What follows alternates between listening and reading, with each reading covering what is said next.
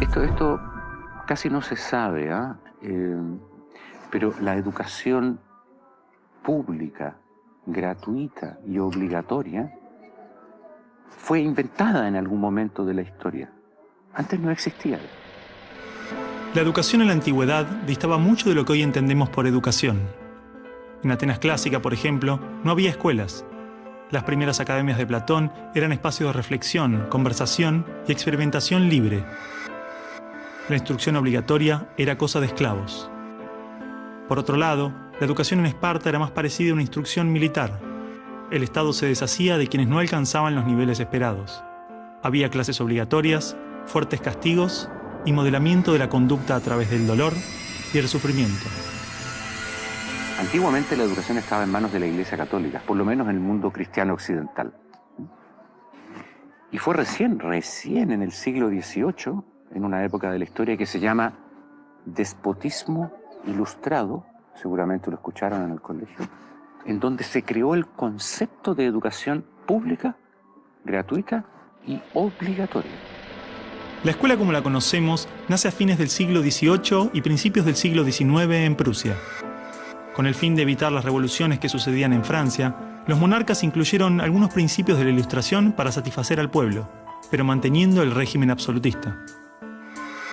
La escuela prusiana se basaba en una fuerte división de clases y castas.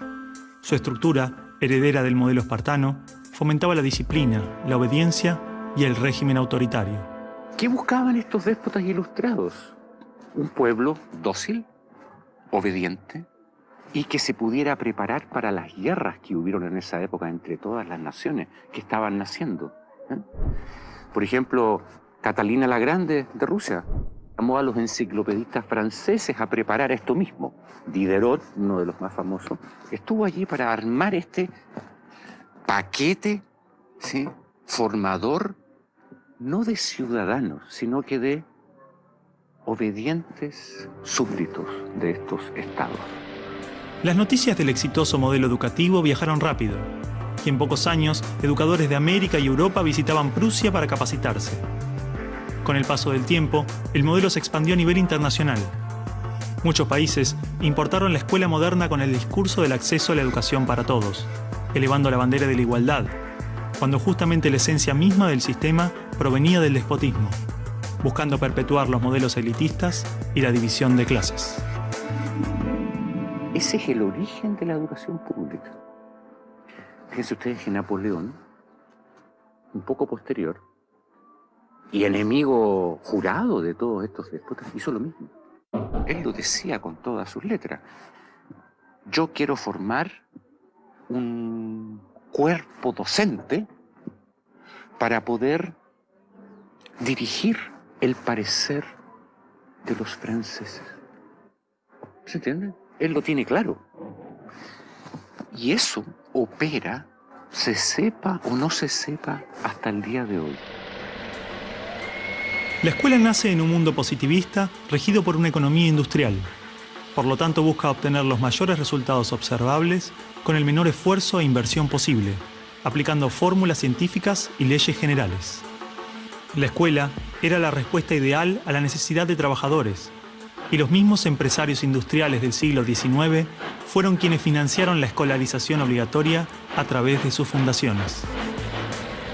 ¿Dónde coloco los hijos de estas personas para que puedan trabajar? ¿Cómo educamos en que aprendan a leer? ¿Cómo creamos obreros inteligentes? La educación sigue siendo lo mismo, una herramienta para formar trabajadores útil al sistema y una herramienta útil para que la cultura permanezca siempre igual y siempre se repita, lo cual es conservar la estructura actual de la sociedad. La escuela se complementó con investigaciones sobre el control de la conducta, propuestas de utopías sociales y hasta teorías de superioridad racial. No es de extrañar que los primeros estados con el sistema prusiano o similar fueran con el paso de las generaciones focos de xenofobia y nacionalismo extremo. El modelo de producción industrial en cadena de montaje era perfecto para la escuela. La educación de un niño era comparable a la manufactura de un producto. Por lo tanto, requería una serie de pasos determinados en un orden específico. separando a los niños por generaciones en grados escolares.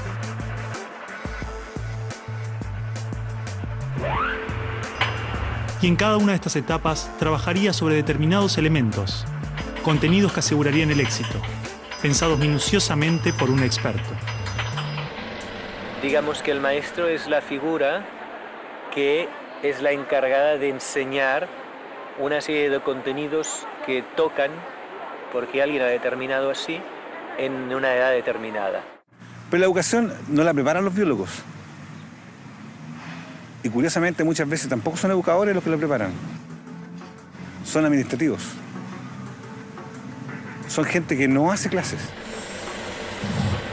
En esta cadena, una persona estaría a cargo de una pequeña parte del proceso, insuficiente como para conocer el mecanismo en su totalidad, ni a las personas en profundidad. Un docente por año, por materia, cada 30 o 40 alumnos, llegando al punto de que el proceso termine siendo meramente mecánico. La educación, como la estamos viendo hoy, es administrativa. Hay alumnos que llegan, profesores que hacen clase, alumnos que se van, profesores que se van y al día siguiente se repite el ciclo. Un profesor estatal es un funcionario en que la autoridad le dice: usted tiene que enseñar esto, esto, esto y de esta forma. Porque hay que repetírselo a demasiados niños con un profesor de demasiadas horas de clase y con pocas horas de atención de alumnos en forma privada. Entonces va a dirigir siempre a un grupo colectivo. Porque evidentemente si tengo 30 niños, no puedo pretender que todos los 30 niños quieran hacer lo mismo al mismo tiempo. Este sistema de cadena de montaje, que nace con el taylorismo, fue aplicado tanto en la industria, la escuela y el ejército de diferentes países y culturas de Occidente. Hasta hace pocas décadas la escuela tenía estas cosas de cuartel y de asilo. Incluso el recreo termina con un timbre anónimo, no humano, que indica a los niños que deben adiestrarse poco a poco para pararse en una determinada baldosa detrás de determinada cabeza para formar una fila, generalmente de menor a mayor.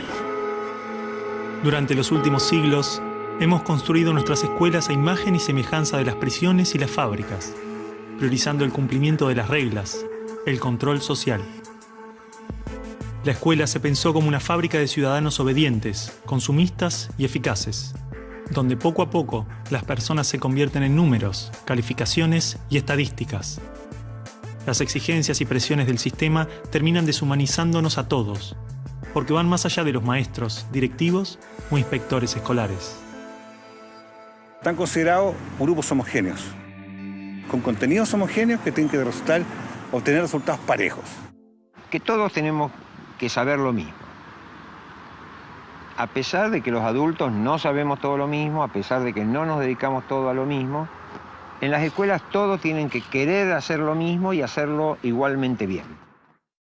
Entonces la escuela tiene poca capacidad de responder a las necesidades individuales, porque la escuela instruye. Es un centro de instrucción y es lo que hace. El que no aprende, se queda. Esa es la realidad. Esto de alguna manera ya implica que el sistema educativo es un sistema de exclusión social. Selecciona el tipo de personas que estarán llegando a la universidad para llegar a formar parte de una serie de élite que domina pues, las empresas que dominan los sistemas de producción, económico, de comunicación, etc. Y otro tipo de personas para las cuales la escuela no es suficientemente adecuada, que están destinadas a otro tipo de trabajo más precario, porque no dispondrán de los títulos para hacer esto. El sistema y los estados no les preocupa eso. No, honestamente, no les preocupa el ser humano como persona, como individuo. Y en esos términos, toda educación que busque otra cosa tiene que ser prohibida. La realidad es que la esencia de la escuela prusiana está inmersa en la estructura misma de nuestra escuela. Los test estandarizados, la división de edades, las clases obligatorias, las currículas desvinculadas de la realidad, el sistema de calificaciones, las presiones sobre los maestros y niños, el sistema de premios y castigos, los horarios estrictos, el encierro y la separación de la comunidad, la estructura verticalista. Todo esto sigue siendo parte de las escuelas del siglo XXI. La escuela está cerrada al mundo exterior. te explicaba el título de mi libro, del mapa escolar al territorio educativo, para indicar esa fábula del cartógrafo que cuenta Borges, que empieza a ser un mapa de un territorio determinado y se entusiasma de hacerlo lo más perfecto posible. El mapa termina reemplazando al territorio. Entonces hoy día la escuela se enclaustró, se metió dentro del mapa. ¿Qué es lo que enseña? Verdades que están en el mapa, no en el territorio. Escuela no es sinónimo de educación. La escuela podrá ser un viejo mapa a la sabiduría, pero la educación es el territorio donde todo el aprendizaje sucede.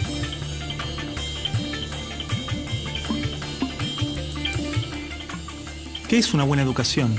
¿Lograr que la mayor cantidad de niños atraviesen los estándares de calidad? ¿Que obtengan herramientas y conocimientos que no les interesan para superar barreras que otros les imponen? ¿No era el objetivo de la educación lograr una buena calidad de vida? Olvidemos por un momento todo lo que sabemos sobre educación, toda nuestra forma de entender la escuela, todo lo que nos han dicho que debemos aprender en la vida y lo que debemos enseñarle a nuestros hijos. Empezar a ver cada cosa, a revisarla como si nunca la hubiéramos visto. O sea, cada acción, cada actitud, cada costumbre. Si no estuviéramos haciendo las cosas como las estamos haciendo porque siempre las hicimos así, ¿cómo las haríamos hoy? ¿No? Es como sacudirse la cabeza y decir, bueno, empezamos de nuevo.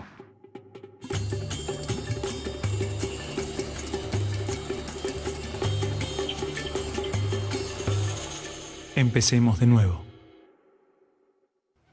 A ver, chicos, tienen que entender que el discurso que escribieron es algo que le puede molestar a mucha gente. Bueno, está bien, pero si es lo que sentimos y lo escribimos así, ¿por qué no lo podemos leer así? Son nuestras palabras, lo que pensamos. ¿Cuál es el problema ahora? Cargo lo que escribimos ahí también. Si de última no lo dicen en clase. Pará un poco, Martín, porque te conozco. Te molesta todo en esta escuela. Te molesto yo, te molestan los profesores, te conozco bien. No, vos a mí no me conocés. Sí, te conozco. No, no me conocés.